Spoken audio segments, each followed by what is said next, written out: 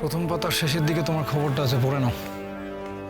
শুধুমাত্র তোমার জন্য সকালবেলা 10 কিলোমিটার সাইকেল চালিয়ে টাউনে গিয়ে খবরটা নিয়ে এসেছি। স্বাস্থ্য শিবিরের দুষ্কৃতী হানা, আহত একজন। পিয়ালবনিতে স্বাস্থ্য পরিষেবা দিতে আসা কলকাতার ডাক্তার দলের ওপর ডাকাত দলের হামলা। আহত ডাক্তার স্রোতস্বিনী সেনগুপ্তকে সাব ডিভিশনাল হাসপাতালে নিয়ে যাওয়া হয়। শেষ পাওয়া খবরে জানা গেছে তরুণী ডাক্তার এখন সুস্থ আছেন। হাতে লাগা গুলি বের করা হয়েছে, অবস্থা অবস্থা স্থিতিশীল।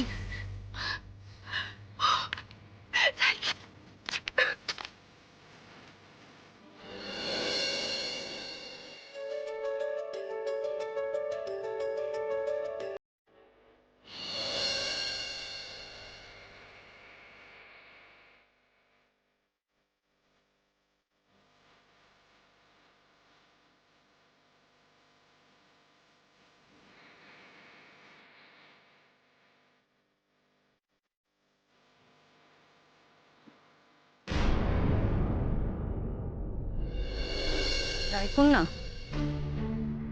আমি আপনাকে অনেক দিন ধরেই দেখছি। খুব সম্ভব আপনার কনসিভ করার পর থেকেই। আর এই 7 মাসের মতো সময় আমি আপনাকে শুধু ডাক্তার হিসেবে দেখিনি, আপনার ওয়েল উইশার হিসেবেও দেখেছি। আর সেই ওয়েল উইশার হিসেবেই বলছি, আপনি কিন্তু নিজেই নিজের ক্ষতি করছেন সব থেকে বেশি। আর তার থেকেও বেশি ক্ষতি করছেন আপনার সন্তানের। আপনি সব সময় এতটা সংবেদনশীল, এতটা উত্তেজিত হয়ে থাকলে কি করে বাকি সময়টা বেবিকে নিয়ে সুস্থভাবে থাকবেন? দেখুন, সব সময় আপনাকে ঘুমের ওষুধ দিয়ে ঘুম পাড়িয়ে রাখা, শান্ত রাখা, সেটা তো সলিউশন নয়, আর সেটা আমরা চাইও না। কিন্তু আপনি জেগে থাকলেই আপনার নার্ভের ওপর অতিরিক্ত চাপ দিচ্ছেন। আপনি কাউকে বিশ্বাস করছেন না। মিস্টার সেনের মতো একজন কেয়ারিং হাজবেন্ডকেও আপনি বারবার গিল্ট ট্রিপ দিচ্ছেন। এটা কিন্তু ঠিক নয়। এমনটা তো না যে আপনার সন্তান নষ্ট হলে আমার পয়সার কিছু বাড়বে, বরং ক্ষতি হতে পারে। কাজেই সেই অ্যাঙ্গেল থেকে, সেই পেশাগত দিক থেকে আমিও নিশ্চয়ই চাইবো না যে আপনার সন্তানের ক্ষতি হোক। আর মিস্টার সেনই বা কেন সেটা চাইবেন? আপনি কিন্তু ক্রমাগত সন্দেহ করে নিজের আর মিস্টার সেনের মানসিক স্বাস্থ্যের ক্ষতি করছেন। আমি আপনাকে জানি, আপনি খুব র্যাশনাল। প্লিজ নিজে সেই র্যাশনাল মাইন্ডটাকে সামনে রাখুন। অকারণ আবেগ আর সন্দেহকে নিজের ওপর রুল করতে দেবেন না প্লিজ। রাইফুল না, আপনি কি আমার কথাগুলো শুনছেন? শুনছি। কিছু কি বোঝার চেষ্টা করছেন? I am sorry doctor, I am really very sorry. নিজেও বুঝতে পারছি মাঝে মাঝে ভুলভাল কাজ করে ফেলছি। আমি না অকারণে অবসেসড হয়ে পড়ছি ডক্টর, একটা বিষয় নিয়ে।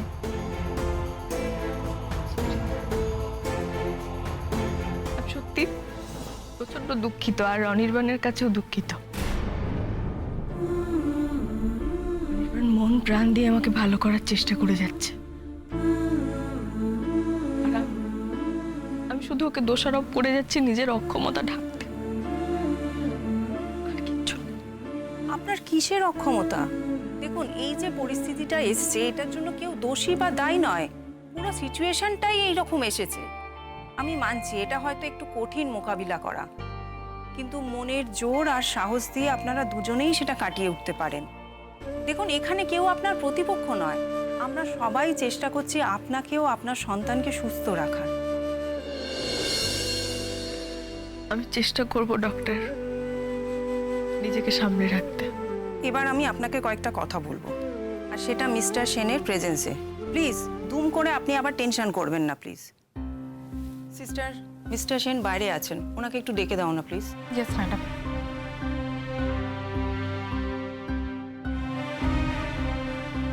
আপনি কি বলবেন জানি না, তবে টার্মিনেশনের কথা বাদ দিয়ে যা খুশি বলুন, আমি মেনে নেব। বলবো না, টার্মিনেশনের কথা বলবো না।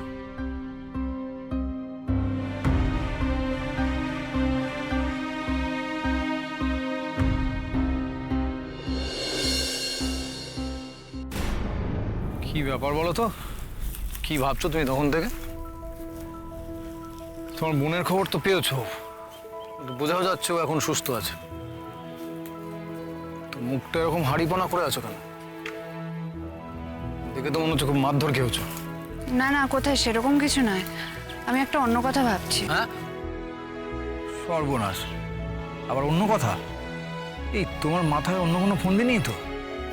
আচ্ছা, তুমি আমাকে আবার ওই হসপিটালে যেতে বলবে না তো? আমি কিন্তু যেতে পারবো না। আর শুধু আমি কেন, আমার দলের কারোরই ওদিকে ঘেঁষলে বিপদ হবে। পুলিশ কিন্তু ওখানে জামাই আদর করবে বলে বসে আছে আমাদের জন্য। তুমি কি সত্যিই কাউকে ভয় পাও ক্রান্তি? এটা কেন মনে হলো? সবারই তো কিছু না কিছু ভয় থাকে। কিন্তু ভয়টা কি তোমার সত্যিই আছে? এই যে তুমি সকালবেলা অতটা রিস্ক নিয়ে অতটা পথ পেরিয়ে পেপারটা আনতে গেলে, কেন গেলে? ভয় পেলে কি যেতে? তোমার তো ওখানেও বিপদ হতে পারতো। বাহ, আমি তো তোমার জন্য গেলাম। আমাকে তোমরা ক্যাপ্টেন মানো। আমার একজন কমরেড মন খারাপ করে বসে আছে, তাকে তো চাঙ্গা করতে হবে। এই যে ওষুধ বিলির কাজগুলো, এটা তো তুমি ছাড়া হবে না। না ক্রান্তি, তুমি পুরোটা ঠিক বলছো না, কিছুটা চেপে যাচ্ছ। তাই? তা কি চেপে যাচ্ছি বলে তোমার মনে হয়? তুমি আমার মতো চিন্তা করছিলে আমার বোনকে নিয়ে। স্রোতের কি হয়েছে, ও সুস্থ আছে কিনা, ওর জন্য আমি যতটা টেনশন করছিলাম, তুমিও ভেতরে ভেতরে ঠিক ততটাই ছটফট করছিলে, তাই না? আর তার জন্যেই ছুটে গেছিলে। আর সেটাও তুমি করেছো তোমার ভেতরের সৎ মানুষটার, ভালো মানুষটার তাগিদ থেকে। তোমরা আমাকে বারবার বলেছো কাউকে খুন করা, বিনা কারণে কাউকে আহত করা তোমাদের দলের উদ্দেশ্য নয়। সেখানে আমার হাত থেকে গুলি ছুটে গিয়ে এরকম একটা অ্যাক্সিডেন্ট ঘটে গেল, সেটাতে তোমার খারাপ লাগছিল, তাই তুমি দেখতে গেছিলে আমাদের দলের হাত থেকে কোনো ভুল হয়ে গেছিল কিনা, তাই না?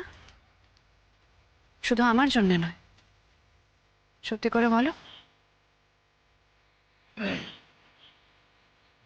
না, তোমার বোনের গুলি লেগেছিল বলে আমি ওকে নিয়ে চিন্তা করিনি। আমি দেখেছিলাম ওর হাতে গুলি লেগেছিল। অনেক গুলি লাগলে চট করে কেউ মরে না, যদি না প্রচণ্ড ব্লাড লস হয় আর সময় মতো চিকিৎসা না পায়। আর এক্ষেত্রে তো সেই ভয়টা ছিল না। ওখানে অতগুলো ডাক্তার ছিল, ওদের সঙ্গে বাসও ছিল, ওরা তাড়াতাড়ি করেই হসপিটালে নিয়ে গেছে। আর তাছাড়া রাতে আমি খবরও পেয়েছিলাম যে ওর অপারেশন হয়ে গেছে। খবর ছিল মানে? তুমি রাতেই জেনে গেছিলে আমার বোন কেমন আছে? কি করে? থাকে নীলাঞ্জনা, আমাদেরকে খবর দেওয়ার লোক থাকে, তারা আমাদেরকে ভালোবাসে। তাহলে কেন ছুটলে কাগজ আনতে? আমাকে বলে দিতে পারতে, তাহলে তো আমি টেনশন করতাম না। জানি না এই কথাটা বলার এটা যথাযথ সময় কিনা। আবার এটাও জানি না যে এরপরে আবার এই সুযোগ আসবে কিনা। এমনিতেই আমাদের জীবন এত অনিশ্চিত। নীলাঞ্জনা, আমি শুধু তোমার জন্যে, তোমার কথা ভেবেই আমি সকালে দৌড়ে গেছিলাম খবরের কাগজ আনতে। আমার খুব খারাপ লাগছিল তোমাকে কাঁদতে দেখে, তোমার অপরাধ বোধ দেখে, তোমার ছটফটানি দেখে আমি অস্থির হয়েছি। তোমার খারাপ লাগা দেখে আমার মন খারাপ হয়েছে। তোমার বোনকে তুমি গুলি করেছো ভেবে তোমার নিজের যে আত্মগ্লানি, তোমার যে কান্না, তা আমাকে নিজের মুখোমুখি করেছে, আমাকে নিজের মনের ইমোশনের মুখোমুখি দাঁড় করিয়েছে।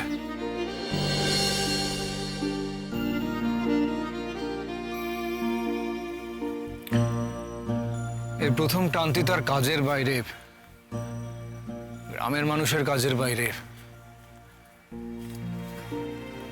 কোনো অপারেশন ছাড়া এত বড় রিস্ক নিল। তার কারণ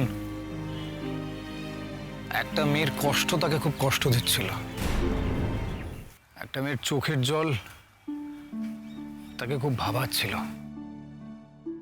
সেই মেয়েটা, যে মেয়েটা তার ভুলে ভরা অতীত ভুলে প্রাণপণে চেষ্টা করছে বেরিয়ে আসার, সকলের জন্য কিছু করার, সেই মেয়েটার চোখের জল ক্রান্তির কাছে হঠাৎ করে খুব দামি হয়ে উঠেছিল। হ্যাঁ নীলাঞ্জনা, তোমার কষ্ট দেখে আমি হঠাৎ করে খুব দুর্বল হয়ে পড়ি। কি হাসি পাচ্ছ তো?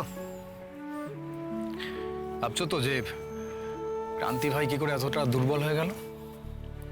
এখন তুমি যদি এই কথাগুলো দলের কাউকে বলো বা আমি যদি দলের কাউকে বলি, তারা কেউ বিশ্বাস করবে না যে আমি কারোর প্রতি এতটা দুর্বল হয়ে গেছি। কিন্তু আজকে আমার স্বীকার করতে কোনো বাধা নেই। আমি সত্যি সত্যি তোমার জন্য দুর্বল হয়ে পড়েছি। হয়তো এটার কোনো যুক্তি নেই, হয়তো কোনো ভবিষ্যৎও নেই, কিন্তু কেন জানি না আমি এতটা কষ্ট পাচ্ছি। তাহলে আমিও কিছু কথা বলি, কিছু কথা স্বীকার করি বন্ধু। যে নীলুকে আজ আমি দেখছি, জানছি, সেই নীলু তোমার জন্য ঠিক ততটাই দুর্বল, ততটাই ব্যাকুল। তাই তো তোমার গুলি লাগলে সে পেরে যায় মন শক্ত করে সেই গুলি বের করতে। তোমার সঙ্গে ঘন্টার পর ঘন্টা জঙ্গলে বসে গল্প করতে তার এতটুকু ভয় করে না আর। একদিনের স্বার্থপর হিংসুটে নীলাঞ্জনা যে অন্য কারোর জন্য এতটা ঝুঁকি নিতে পারে সেটা সে জানতো না। তাকে তুমি জানিয়েছ, আমাকে বিশ্বাস করেছো, তুমি নিজের প্রতি বিশ্বাস তৈরি করেছে যে নীলাঞ্জনাও চাইলে অন্যের জন্য ভালো কাজ করতে পারে, অন্যের কথা ভাবতে পারে, অন্যকে ভালো রাখতে পারে। আমি তোমাকে কথা দিচ্ছি ক্রান্তি, যে কোনো দিন তোমার যে কোনো রকম বিপদে আমি সব রকম ঝুঁকি নিতে প্রস্তুত।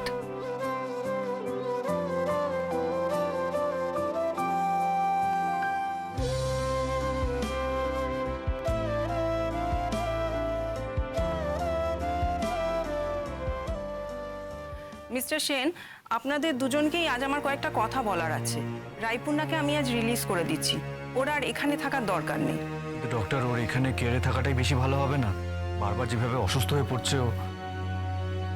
দেখুন, হাসপাতালে থাকলে উনি কেয়ারে থাকবেন সেটা ঠিক কথাই, কিন্তু হাসপাতালে অকারণে আমরা বেশি দিন কাউকে রাখতে চাই না। জানেনই তো এখানে কত রকম ইনফেকশনস আছে, কি দরকার রিস্ক নেওয়ার।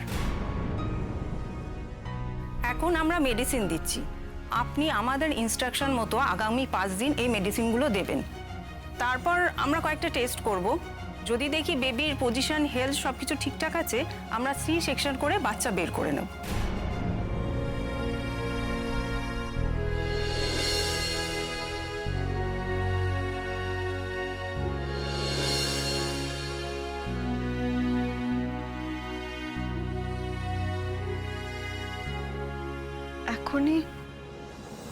এখনই ওকে বার করে আনবেন? কিন্তু এখনো তো সঠিক সময় হয়নি ডক্টর, তাই না? ওর ঠিকঠাক ডেভেলপ হয়েছে তো? সেটা আমাদের ভাবতে দিন। আপনার 30 উইকস হয়ে গেছে, প্রয়োজন পড়লে আমরা 28 উইকসেও বেবিকে বের করে এনেছি। পুরোটাই নির্ভর করছে মা আর বাচ্চার শারীরিক অবস্থার উপরে। হ্যাঁ, প্রিম্যাচিওর বেবি বার করে আনলে তাকে আলাদা কিছু কেয়ারে রাখতে হয়, কিন্তু সেসব পরের কথা। এই যে সময়টা আপনার বেবি আপনার শরীরের মধ্যে রয়েছে, এই সময়টা আপনার বেবির আপনার কাছ থেকে একটাই ডিমান্ড, ওকে এত ধকল দেয়াবেন না।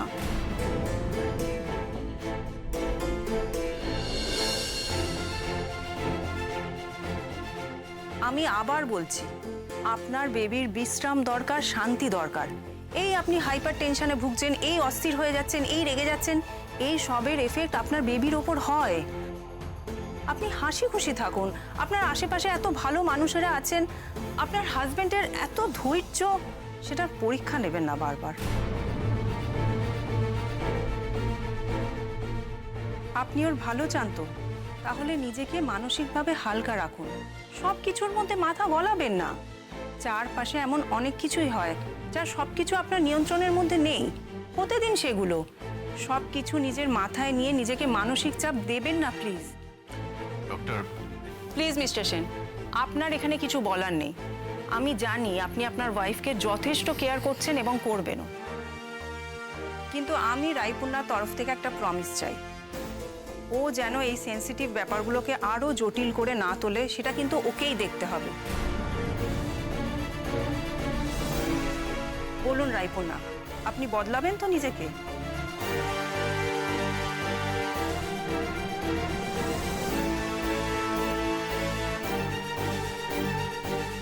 Yes, doctor.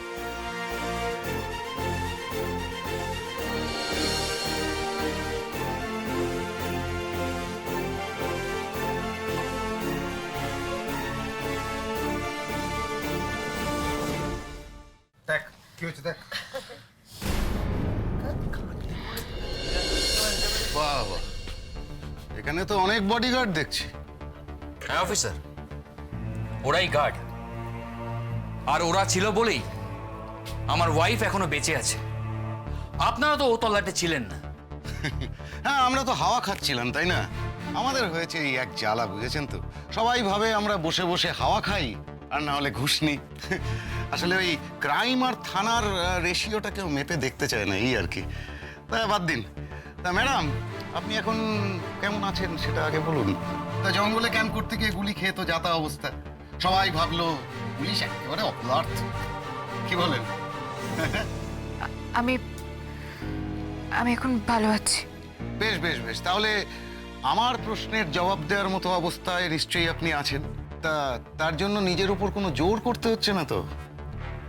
না অফিসার। তাহলে আমি কয়েকটা প্রশ্ন করি, আর আপনি পর পর মনে করে করে উত্তর দিন। অফিসার, তার আগে আমার কয়েকটা প্রশ্ন আছে, আর সেই প্রশ্নগুলোর জবাব আমি ওর হাজবেন্ড হিসাবে ডিমান্ড করছি। বেশ, আপনার প্রশ্ন দিয়ে শুরু হোক তাহলে। অফিসার, আপনার কাছে নিশ্চয়ই খবর ছিল যে ওখানে মেডিকেল ক্যাম্প হচ্ছে, আর ওটা যে একটা ডিস্টার্বড এরিয়া, সেখানে বাইরে থেকে এতগুলো লোকজন জড়ো হয়েছে। প্রপার পুলিশ প্রোটেকশন আছে জেনেই কলকাতার টিম এখানে এসেছে। কি অফিসার, আমি ঠিক বলছি? হ্যাঁ স্যার, পুলিশকে আগে থেকে সব ইনফর্ম করা ছিল। হ্যাঁ, করা ছিল। কি বলছে? ইনফর্মড হওয়া সত্ত্বেও কেন পুলিশ পেট্রোলিং হয়নি? হ্যাঁ, কেন আপনারা আপনাদের কাজটাকে এত হালকাভাবে নিলেন? হ্যাঁ, এতগুলো মানুষের প্রাণের দায়িত্ব যখন আপনাদের উপর, তখন আপনারা কেন নির্বিকার ভাবে বসে রইলেন? আমরা কি করলাম না করলাম সেটা তো আপনাকে জবাব দেবো না স্যার। আপনার তো অনেক বড় বড় মানুষের সাথে চেনা জানা। তো কালকে তো রাত্রেবেলা আমাকে উঁচু মহলের ভয়ও দেখাচ্ছিলেন। তো আপনি উঁচু মহলে গিয়ে প্রশ্নটা করুন, তারা জবাব তলব করলে আমি তাদেরকে গিয়ে জবাবটা দেব। আপনারা দুদিনের শোকে বাইরে এসে বড় বড় কথা বলেন, গ্রাউন্ড রিয়ালিটিটা কি জানেন? এই 5টা কনস্টেবল, কয়েকটা অকেজো গাদা বন্দুক আর একটা পিস্তল নিয়ে পুরো এলাকাটা সামলাতে হচ্ছে। কত বড় এরিয়া আপনার জানা আছে? মানে থানার আন্ডারে কত বড় এরিয়া নিয়ে আমরা কাজ করি? 550 স্কোয়ার কিলোমিটার। আইডিয়া আছে কত বড় এরিয়া? দেখুন, আমরা পুলিশ, ম্যাজিশিয়ান নই। এই থানা থেকে 20 কিলোমিটার দূরে গ্রামের একটি ব্যাংকে ডাকাতে হয়েছিল। এই ফোর্স নিয়ে আমাদের ছুটে যেতে হয়েছিল। আমরা হাতে তালি দিয়ে হুশ করে চলে যেতে পারি না। এখানে যারা ভিড় করে দাঁড়িয়ে আছে তারা তো দেখলই যে আমাদের এই গ্রামে স্বাস্থ্যকেন্দ্র, হাসপাতাল আর থানা প্রয়োজনের তুলনায় কতটা কম আর কতটা দূরে। আপনার ওয়াইফের ট্রিটমেন্ট হতে এত দেরি হলো কেন জানেন? কারণ আপনার ওয়াইফকে ওখান থেকে নিয়ে আসতে 1 ঘন্টা সময় লেগেছে। অফিসার, আপনি এরকম গা ছাড়া কথা বলতে পারেন না। এখানে এত বড় একটা ঘটনা ঘটলো আর আপনারা কোনো দায়িত্ব নেবেন না? দায়িত্ব নিচ্ছি বলেই তো বারবার ছুটে আসছি। আপনাদের কমপ্লেন করার আগেই তো ছুটে চলে এসেছিলাম কালকে রাত্রে। স্যার, আমরা কমপ্লেন করার মতো মানসিক অবস্থাতে ছিলাম না। আমাদের বন্ধু রক্তে ভেসে যাচ্ছে, আমরা ওকে ট্রিটমেন্ট করাতে হসপিটালে নিয়ে যাবো না কমপ্লেন করতে থানায় যাব? তার জন্য তো আপনাদের দোষারোপ করিনি আমি। হসপিটাল থেকে যেই মুহূর্তে আমাকে খবর দেওয়া হয়েছে সেই মুহূর্তে ভাতের থালাটা সরিয়ে রেখে আমি চলে এসেছি। তার জন্য আপনাদের বলেছি একবারও যে অফিসিয়াল কমপ্লেন করুন।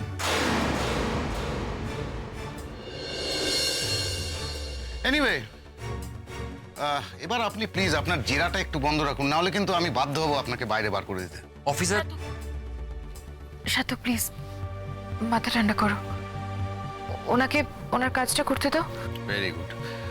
তা ম্যাডাম, আমরা তাহলে আমাদের ওই প্রশ্ন পর্বে যাই। ঠিক আছে, একটু শো।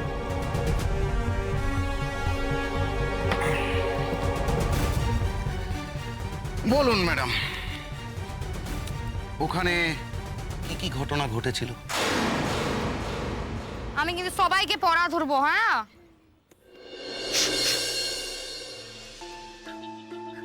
তাহলে দুটা গুলি বেমালুম নষ্ট হলো, এই হলো তো?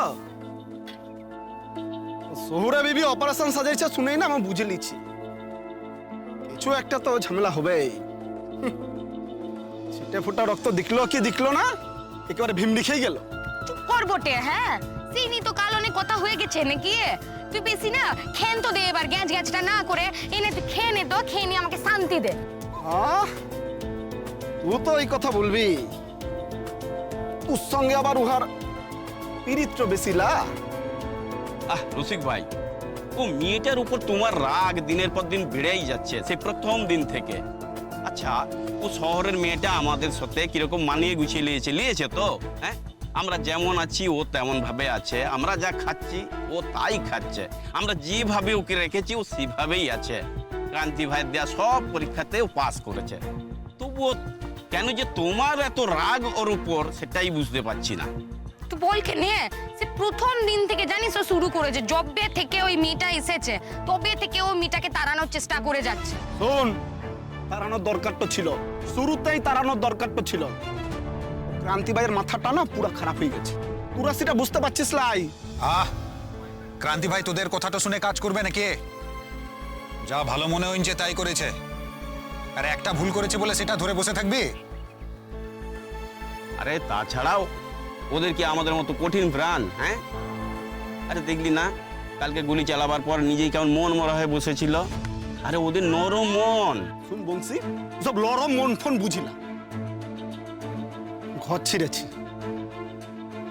মহাজনের হাতে লাঠি জুতা খাইছি, তবু একদিনের জন্য না লড়াইটা ছাড়। ওদিকে জঙ্গল যারা কেড়ে নিচ্ছে না, ওদের কাছ থেকে মুখ সবটা ছিনাই নিব। আর মুখ বেঁচে থাকার না এটাই একমাত্র কারণ।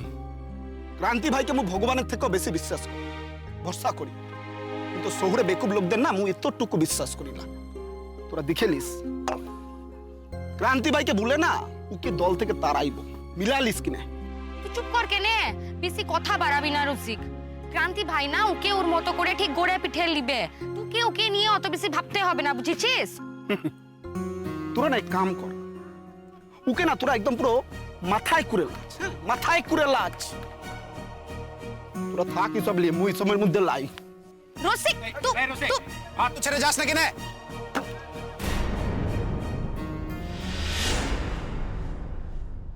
ব্যাস, তারপর আর কি? তারপর বাকিটা তো অন্যরা আপনাকে বলেইছে।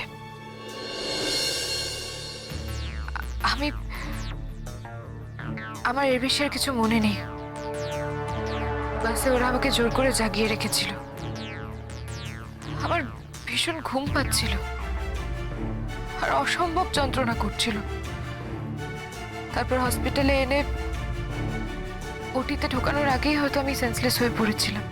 তারপর একেবারে সকালে চোখ খুললাম। তার মানে আপনি বলতে চাইছেন যে আপনি টয়লেটে গেলেন এবং তারপর সেখান থেকে বেরিয়ে এসে দেখলেন যে ওদের মধ্যে হাতাহাতি হচ্ছিল? হ্যাঁ, ফিরে এসে দেখলাম একজন কিঞ্জলকে ধরে রেখেছে। আমি কিছু না ভেবেই মাঝখানে ঝাঁপিয়ে পড়লাম, আর তারপরেই একটা গুলির শব্দ। আচ্ছা, তার মানে ওরা যখন ক্যাম্পে অ্যাটাক করলো আপনি ছিলেন না সেখানে? না অফিসার, সবই তো বললাম আপনাকে। না না ম্যাডাম, আপনি সবকিছু বলেননি, কিছু একটা মিস করে যাচ্ছেন।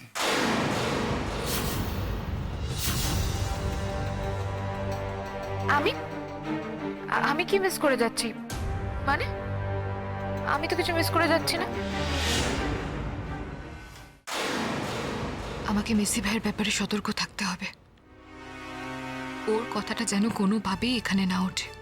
আচ্ছা ম্যাডাম, আপনাদের বন্ধুদের বয়ানে যেটা জানতে পারলাম যে আপনার গায়ে গুলি লাগার পরে ওদের দল থেকে কেউ একজন আপনার নাম ধরে চিৎকার করেছিল, সেটা তো আপনি বললেন না।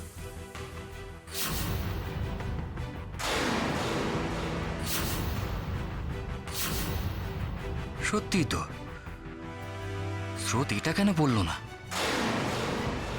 কে ডেকেছিল আপনার নাম ধরে? অফিসার, আপনি যে ঘটনার কথা বলছেন সেটা সেটা আমার গুলি লাগার পরের ঘটনা। আর তখন যে ওদের দলের মধ্যে কেউ আমার নাম ধরে ডেকেছিল সেটাও আমি ওদের মুখেই শুনেছি।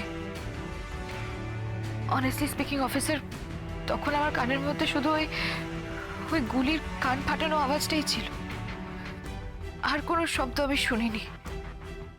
আর তখন তো আমার বন্ধুরাও ওখানে ছিল, ওরাও নিশ্চয়ই আমার গুলি লাগার পর আমার নাম ধরে চেঁচিয়েছিল। ওদের মধ্যে কারোর শব্দই আমার কানে আলাদাভাবে রেজিস্টার করেনি। সবকিছুই আমার কাছে ঝাপসা হয়ে উঠেছিল। ভালো করে ভেবে বলুন, আপনি কি ওই দলে কাউকে চিনতে পেরেছেন? অফিসার, এটা একটা অদ্ভুত প্রশ্ন হয়ে গেল না? আমি যদি ওদের মধ্যে কাউকে চিনে থাকি তাহলে তো আগেই আপনাদেরকে বলে দেবো আমি। আর ওরকম দলের একজনকে আমি চিনবই বা কি করে?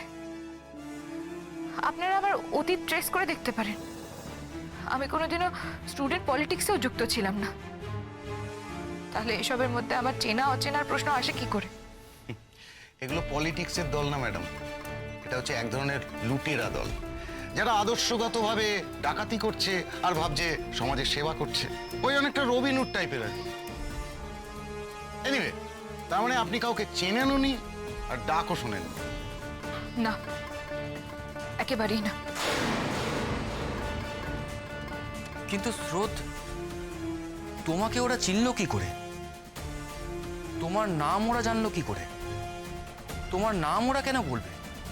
হ্যাঁ, ব্যাপারটা খুব অদ্ভুত না? আচ্ছা স্রোত, তোমার কি একটুও কিছু মনে পড়ছে না? সার্থক, আমার কিছু মনে থাকলে আমি ওনাদের কাছে কেন লুকোবো? আমি তো চাইবো আমাকে যারা গুলি করেছে তারা শাস্তি পাক। কেন লুকোবেন? ঠিকই তো, কেন লুকোবেন না? তবে অফিসার, আমার একটা কথা মনে হয়, ওই মুহূর্তে ওই দলের কেউ আমার নাম ধরে ডাকেনি। ওখানে তো আমরা অনেকেই ছিলাম, হয়তো তাদের মধ্যে কেউ গুলির আওয়াজে ভয় পেয়ে চিৎকার করে আমার নাম ডেকে ফেলেছে, আর সেটাই আমার বন্ধুরা ভেবেছে ওদের দলের কেউ ডেকেছে। তোমাদের মনে পড়ছে কিছু? না স্যার, আমরা কেউ স্রোতকে ডাকলে স্রোত তো সেটা বুঝতেই পারতো, কারণ ও আমাদের সবার গলার আওয়াজ ছিল। আর তাছাড়া আমরাও সেটা বুঝতে পারতাম, তাই না? কিন্তু আমি বললাম না, তখন আমার কান মাথা ভুবো করছিল গুলির আওয়াজে। আমি কারোর গলা চেনার মতন অবস্থায় ছিলাম না। না রে স্রোত, আমরা কেউ ডাকিনি। যে গুলিটা চালিয়েছিল আমার মনে হয় সেই তোর নামটা ধরে ডেকেছিল। হ্যাঁ, যদিও ওখানে সবার মুখ ঢাকা ছিল তাই নির্দিষ্টভাবে বলতে পারছি না, কিন্তু আমার মনে হয় সেই ডেকেছিল রে। আর officer, the shooter was a lady. একজন মহিলা স্রোতের ওপর গুলি চালিয়েছিল। এই মহিলা দিয়ে অপারেশন চালানো এদের খুব কমন ব্যাপার। অভাবের তাড়নায় মহিলা, বাচ্চা, বুড়ো সবাই এদের দলে যোগ দেয়। আচ্ছা, মানে যারা এসেছিল তাদেরকে তো আপনারা কেউ আইডেন্টিফাই করতে পারেননি, তাই তো? না স্যার, পারি না। আমরা খুব ভয় পেয়ে গেছিলাম, পারি না আইডেন্টিফাই করতে। সেটাই স্বাভাবিক। আমার কেন মনে হচ্ছে স্রোত গোপন করছে কিছু। যে ওর নাম ধরে ডেকেছিল তাকে কি ও সত্যিই চেনেনি? কিন্তু ও কেন এটা নিয়ে মিথ্যে কথা বলবে, সেটাই তো বুঝতে পারছি না। আপনারা আমার লোকের কাছে বয়ান দিয়ে কলকাতায় চলে যেতে পারেন। দরকার পড়লে কিন্তু ডেকে পাঠাবো। আশা করি কোঅপারেট করবেন। না হলে তো ডক্টর সেনগুপ্ত আমার নামে উঁচু মহলে নালিশ করবেন। অফিসার, আমি আজকে স্রোতকে নিয়ে চলে যাচ্ছি। আপনার দরকার পড়লে আমার সঙ্গে যোগাযোগ করবেন। আমার নাম্বার তো আপনার কাছে আছে। শিওর শিওর ডক্টর সেনগুপ্ত, আপনার নাম্বার আমার কাছে আছে। আর ম্যাডাম, আপনি চোখটা বন্ধ করে না ভালো করে আরেকবার অ্যাকশন রিপ্লেটা ভাবুন তো, দেখুন আবার যদি কিছু আরো যদি কিছু বেরিয়ে আসে আপনার চোখের সামনে আর কি। আসি, ওকে।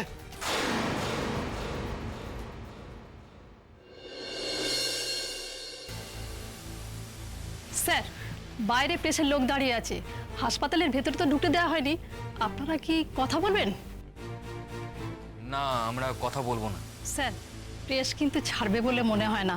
ওরা জানে যে আজকে স্রোতস্বিনী ম্যাডামকে নিয়ে যাওয়া হবে, তাই ওরা সবাই বাইরে ভিড় করে দাঁড়িয়ে আছে স্যার। কি করে জানলো? ওরা কি করে এত ইনফরমেশন পেলো? নিশ্চয়ই আপনারা জানিয়েছেন। এবার আপনারা প্রেসকে হ্যান্ডেল করবেন, আমি কিছু জানি না। স্যার, আমরা সেটা দেখে নিচ্ছি, আপনি কোনো টেনশন নেবেন না। কিঞ্জল, চল আমরা বরং বাইরে গিয়ে ওদের সামলাই। আসছি। চল বেরোলাম। চল।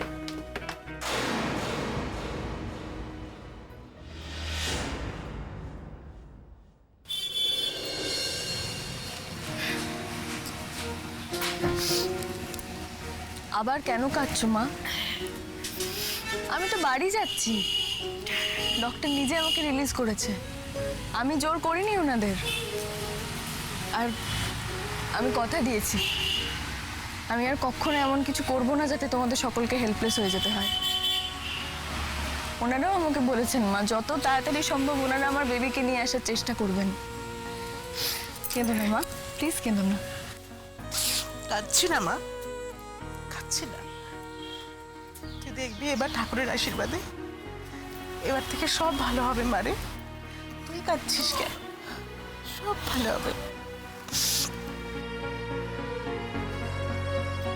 সার্থককে এখানে দেখছি না, ওর কলেজের ঝামেলাটা এখনো মেটেনি। হ্যাঁ, সে তো ওখানেই আটকে গেছে। এই তো অনির্বাণকে ফোন করেছিল, তাই না বাবা? হ্যাঁ, বলেছে তো সন্ধ্যেবেলা বাড়িতে আসবে। হ্যাঁ, বেচারি কাজে আটকে গেছে। কি হয়েছে গো কলেজে? পুলিশের ব্যাপার আছে শুনছিলাম। বৌমনি, ভয়ের কিছু নয় তো? না না, তোমাকে উনি এখন ভাবতে হবে না। তুমি গাড়িতে ওঠো তো, আমি ধরছি তোমাকে। ওঠো, সাবধানে। দাদা ভাই কি অফিসে? হ্যাঁ, আজকে ছুটি চেয়েছিল, কিন্তু কি একটা দরকারি মিটিং পড়ে গেছে, তাই যেতে হলো। বৌমনি, তুমিও দাদা ভাইকে নিয়ে আজকে সন্ধ্যাবেলা আমার বাড়িতে চলে এসো না, সার্থকও তো আসবে বলেছে।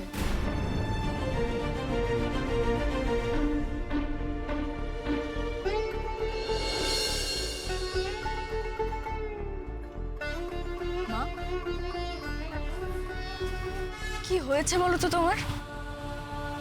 মুখটা এরকম থমথমে হয়ে আছে কেন? মনে হচ্ছে যেন টোকা দিলেই কেঁদে ফেলবে। কি হয়েছে বলো না আমাকে।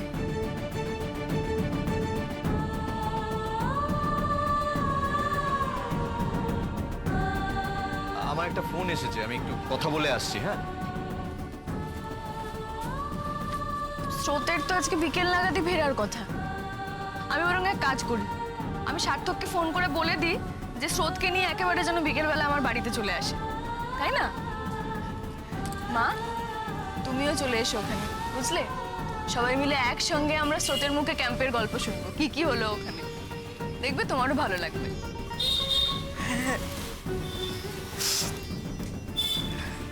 তেমন হবে মা, তাই হবে।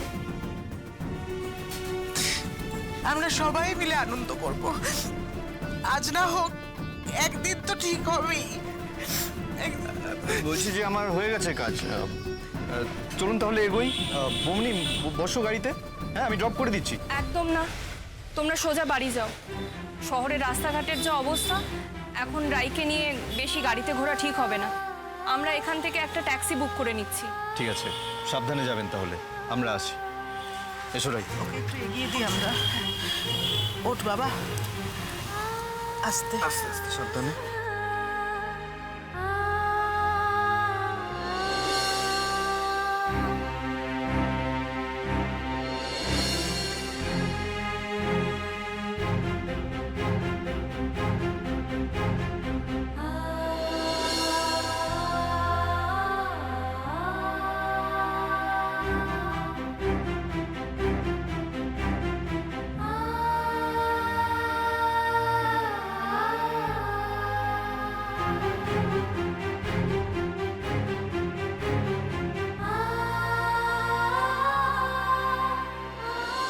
আমি আর পারছি না মিষ্টি,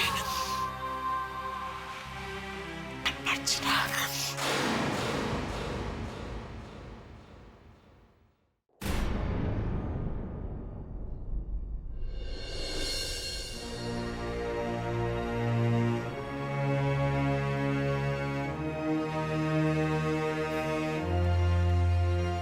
মা বারবার কাঁদছিল কেন বলো তো?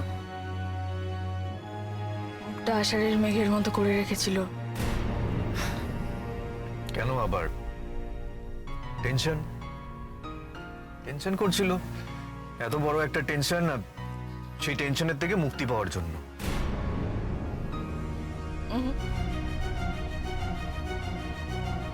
আমার কেন জানি না মনে হচ্ছে সবকিছু ঠিক নেই। মনটা খুঁতখুত করছে আমার।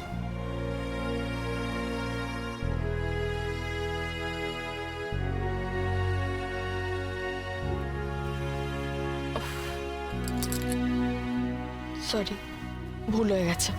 না না, আমি আর দুশ্চিন্তা করবো না, একদম না। সব ভালো ভালো ভাববো, ভালো ভালো ভাববো, ভালো হয়ে থাকবো, যা হবে সবকিছু ভালো হবে। All is well.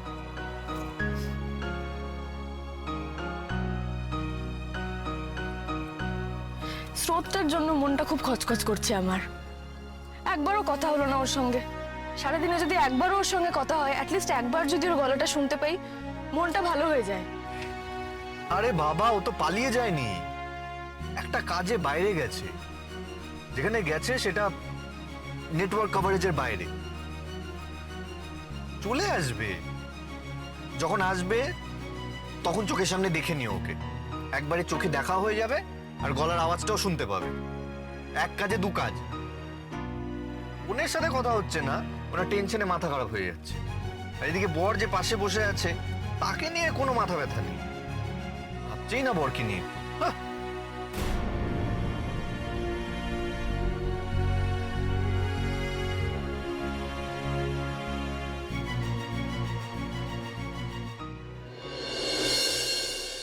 হ্যাঁ পিসিমণি, আমরা রওনা দিচ্ছি।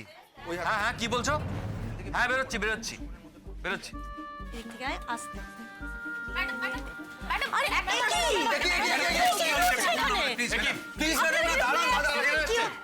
সরুন সরুন। তোকে কাউকে কিচ্ছু বলতে হবে না স্রোত, আমরা সামলে নেব। আর ব্যাপারটা কি আপনাদের?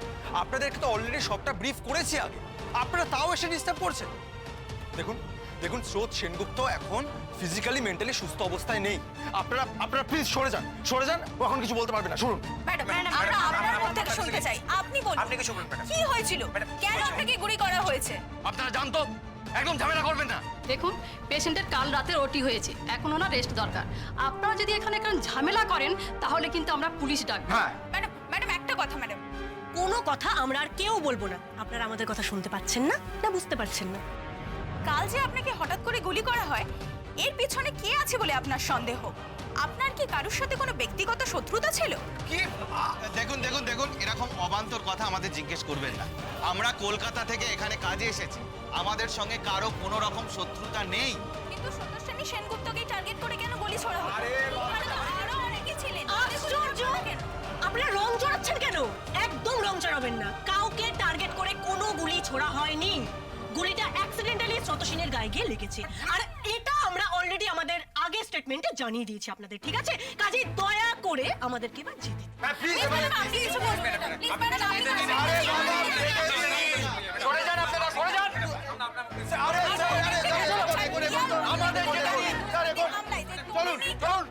গুলিবিদ্ধ হয়েছে, তাকে এখন কলকাতায় নিয়ে যাওয়া হচ্ছে।